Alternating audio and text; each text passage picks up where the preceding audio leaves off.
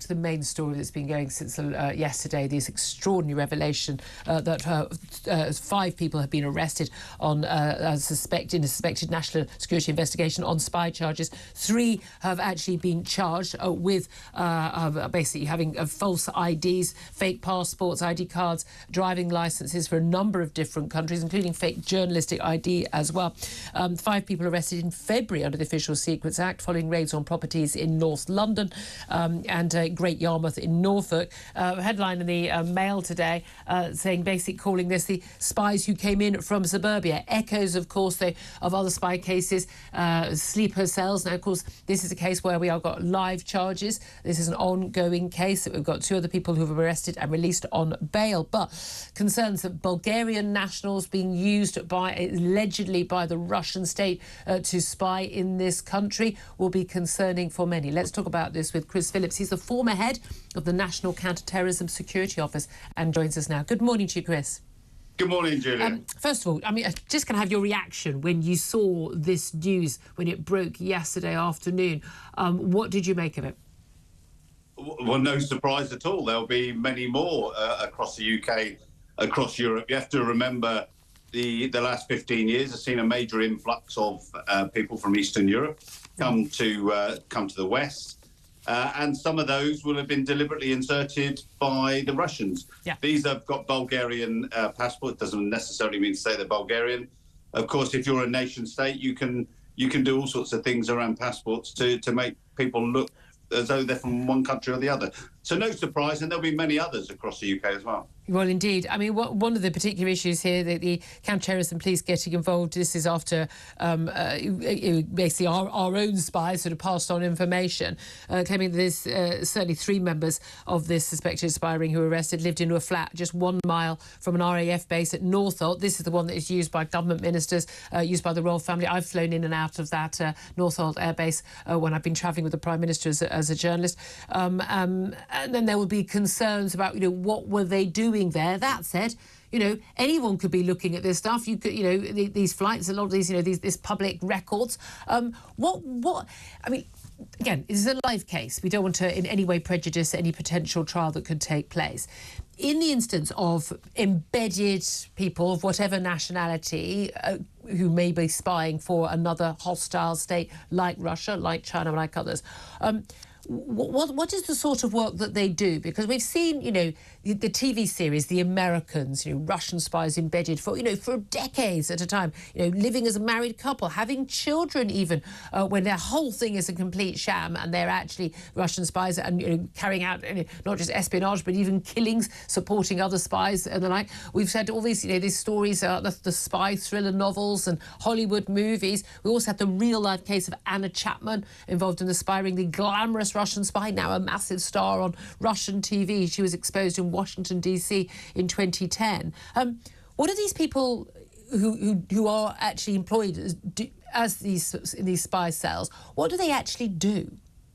Well, this is the key thing. They're people like this, I imagine, and we don't know yet, but if they are a sleeper cell that's been put in, there's many uses that they can have. One is to influence people to get information, obviously, and send it back. One of them apparently was the signals intelligence, which is an interesting job for someone because it already casts some aspersions effectively on what they do. But of course, the more concerning thing, Julia, is the fact that the Russians have been killing people in the West, in particular in the UK and in London. And of course, then you need people to do the background information checks and search people out. For what we've seen previously is Russian teams coming over to assassinate. And I think that's the most concerning thing. It's naive to think that we haven't got people in Russia and that every other country isn't spying on every other country. It's just a fact of life. Well, Angela Merkel said some years back, friends don't spy on friends. And of course, we knew. We saw the Americans were listening in, even in German embassy and the German government as well. But that's going back to what you were saying about the Russians. As you said, that the killing of Litvinenko in London using polonium, the killing of attempted killing of Sergei Skripal and his daughter Yulia, and fact, a British woman did die as a result of that use of the nerve agent. We know numerous figures, Russian figures, who've moved to London to escape Vladimir Putin, mysteriously falling out of windows, heart attacks, and sudden deaths. We know big concerns over that.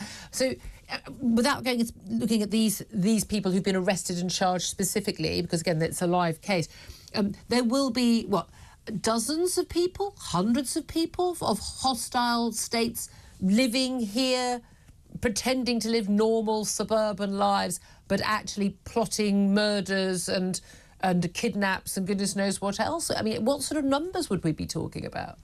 Well, it's difficult to judge, actually, but of course we did open the Pandora's box when we opened the doors to the Eastern Europeans, and that, there's the vast majority of those, of course, won't be spies, but that was a massive opportunity for the Russians, who have always been anti the West and anti the UK and the US, obviously, to insert people, and many people would have come here over the years and literally been sleeping and ready to do whatever they needed to do when requested. So it's very difficult. And this is the big problem that MI5 have got in the UK, is actually identifying which people out of very, very many hundreds of thousands that may be of some cause for concern. And that's why, literally, I imagine, and it may not be the case, but I imagine one of our spies in Russia has tipped us off to who these people are, so that it's the world of spying, I'm afraid. But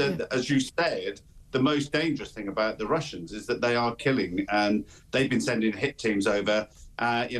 Goodness knows how many people across Europe have actually been murdered by Russian hit teams. And often the they're background has to go with that. Not even doing it that secretly. I mean, that's the thing. It seems to me often that Vladimir Putin wants people to know it was his people doing these crimes because he wants that fear to be passed on. In terms of how these investigations carry out, this would have been.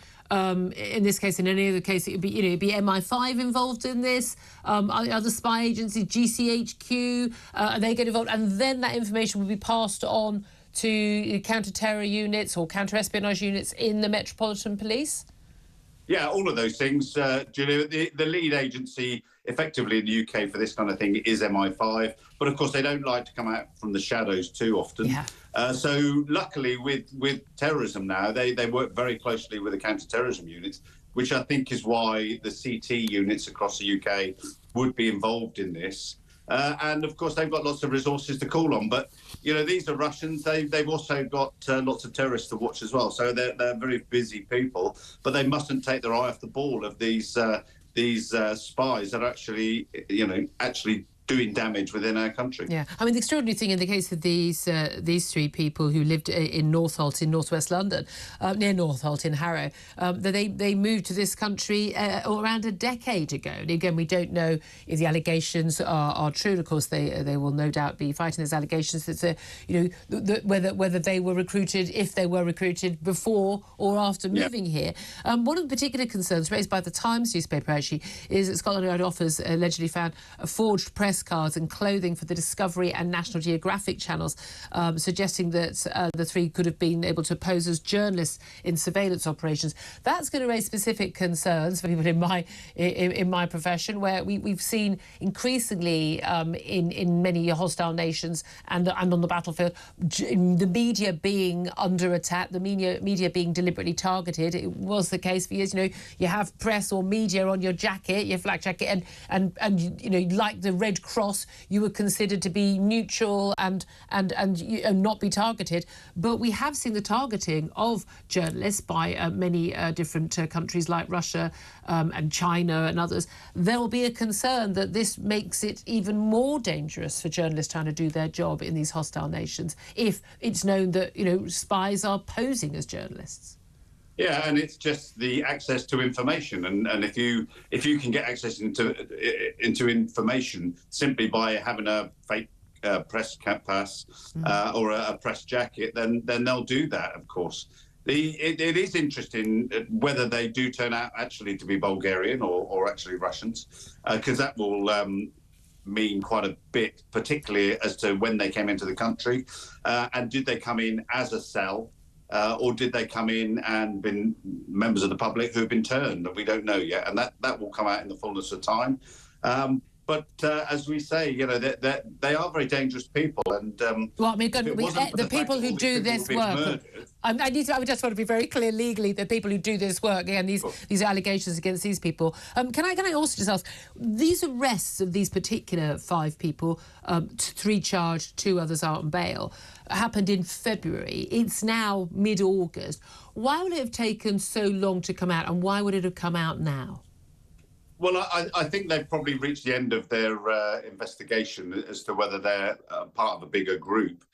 The interesting thing is that you know this would have been an ongoing investigation. Let's not think that they've been arrested straight away. Almost certainly they may have been watched for the last 10 years. We don't know, to see what they've been up to and the information they've been passing. This is the underworld of spying, and of course you can spy on the spies.